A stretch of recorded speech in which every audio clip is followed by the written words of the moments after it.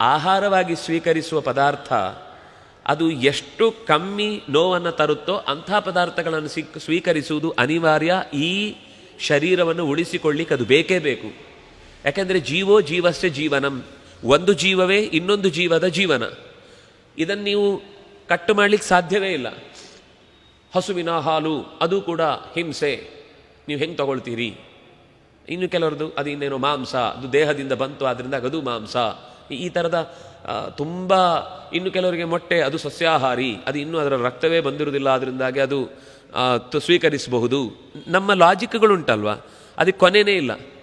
ನಾವೇ ಕೆಲವು ಕಲ್ಪನೆ ಮಾಡಿಕೊಂಡು ನಾವೇ ಅದಕ್ಕೆ ಉತ್ತರ ಕಂಡುಹಿಡಿದು ನಾವೇ ಅದನ್ನು ಇದು ಸರಿ ಇದು ತಪ್ಪು ಅಂತ ಮಾತಾಡ್ಲಿಕ್ಕೆ ಹೋಗ್ತೇವೆ. ಕೆಲವನ್ನ ನಾವು ನಮ್ಮ ಬುದ್ಧಿಶಕ್ತಿಯಿಂದ ತೀರ್ಮಾನ ಮಾಡಲಿಕ್ಕೆ ಆಗುವಂಥದ್ದಲ್ಲ. ಯಾವುದರಿಂದ ಕಡಿಮೆ ಹಿಂಸೆ ಆಗುತ್ತೋ ಅದನ್ನು ಆಹಾರವಾಗಿ ಸ್ವೀಕರಿಸು.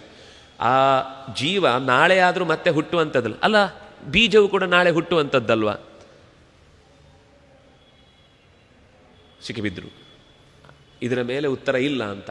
ಆದರೆ ಒಂದು ಅಂಶ ಗಮನಿಸಬೇಕಾದದ್ದು, ಈ ಜೀವವನ್ನು ಮೊಟ್ಟೆ ಅಂತ ಅನ್ನೋದನ್ನು ಬಿಟ್ಟಾಗ ಅದು ಬೆಳೆದು ಅದಕ್ಕೆ ಇಂದ್ರಿಯಗಳಿವೆ. ಆದರೆ ಈ ಸಸ್ಯಗಳಿಗೆ ಪ್ರಾಣಿಗಳಷ್ಟು ಇಂದ್ರಿಯಗಳಿಲ್ಲ. ಅದರಿಂದಾಗಿ ವೇದನೆ ಅನ್ನೋದು ಕಮ್ಮಿ. ಇಂದ್ರಿಯಗಳ ಅಭಿವ್ಯಕ್ತಿ ಹೆಚ್ಚಾದ ಹಾಗೆ ನೋವಿನ ಅಭಿವ್ಯಕ್ತಿ ಜಾಸ್ತಿ. ಇಂದ್ರಿಯಗಳ ಅಭಿವ್ಯಕ್ತಿ ಕಮ್ಮಿ ಆದ ಹಾಗೆ, ಅದರಲ್ಲಿ ಕಮ್ಮಿ ಅಭಿವ್ಯಕ್ತಿ ಅಂದರೆ ಮರಗಳಲ್ಲಿ, ಗಿಡಗಳಲ್ಲಿ, ಸೊಪ್ಪುಗಳಲ್ಲಿ, ಬೀಜಗಳಲ್ಲಿ. ಅದರಿಂದಾಗ ಅದನ್ನು ತಿನ್ನಬಹುದು ಅಂತ ಹೇಳಿದ್ದು. ಅದು ಮಿನಿಮಮ್ ಹಿಂಸೆ. ಅದನ್ನು ಮಾಡದೆ ಬದುಕಲಿಕ್ಕೆ ಸಾಧ್ಯವೇ ಇಲ್ಲ. ಮಣ್ಣು ತಿಂದಂತೂ ಬದುಕಲಿಕ್ಕಾಗಲ್ಲ. ಅದರಿಂದಾಗಿ ನಾವು ಅನಿವಾರ್ಯವಾಗಿ ಸಸ್ಯಗಳನ್ನು ಆಶ್ರಯಿಸಲೇಬೇಕಾಗಿದೆ.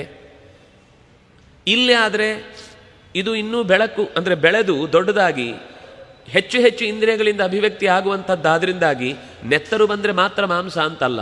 ನಾಳೆ ಅದರಿಂದ ಶರೀರ ಬಂದು ನಾಳೆ ಆದರೂ ನೆತ್ತರು ಬರುತ್ತಲ್ಲ, ಇವತ್ತಿಲ್ಲದೆ ಇರ್ಬೋದು. ಅದರಲ್ಲಿ ನಾಳೆ ಆದರೂ ಅದು ಮತ್ತೆ ಬಂದು ಸೇರಿದಾಗ ನೆತ್ತರಿನ ಅಂಶವನ್ನೇ ಕೂಡಿಕೊಂಡಿದೆ. ಅದರಿಂದಾಗಿ ಅದು ನಮಗೆ ಅಯ್ಯೋ ಸಸ್ಯದಲ್ಲೂ ನೆತ್ತರು ಅಂತ ನಾವು ಹಸುರಾಗಿ ಕಾಣುತ್ತೆ, ಇದರಲ್ಲಿ ಕೆಂಪಾಗಿ ಕಾಣುತ್ತೆ ಅಷ್ಟೇ ಅಂತ ಏನೇನೋ ವಾದಗಳು ಮತ್ತೆ ಬೆಳೆಯುತ್ತೆ. ಆದರೆ ಅದಕ್ಕೆ ಹೇಳಿದ್ದು ಇಂದ್ರಿಯಗಳ ಬೆಳವಣಿಗೆ ಬಹಳ ಮುಖ್ಯ. ಅದು ನೋವು ಅನ್ನೋದಕ್ಕೆ ಕಾರಣ ಆರ್ಗನ್ಸ್. ಅದು ಕಮ್ಮಿ ಇದ್ದಷ್ಟು ಅದರ ನೋವು ಕಮ್ಮಿ. ಯಾಕೆಂದರೆ ಇಂದ್ರಿಯಗಳು ಹೆಚ್ಚಿದ ಹಾಗೆ, ಸೆನ್ಸ್ಗಳು ಹೆಚ್ಚಿದ ಹಾಗೆ ಅನುಭವಗಳ ತಂತಿಗಳು ಜಾಸ್ತಿ. ಅದಿಲ್ಲ, ಅದರಿಂದಾಗಿ ಆ ಅನುಭವ ತಂತಿಗಳೇ ಕಮ್ಮಿ. ಅದರಿಂದಾಗಿ ಅನುಭವ ಕಮ್ಮಿ.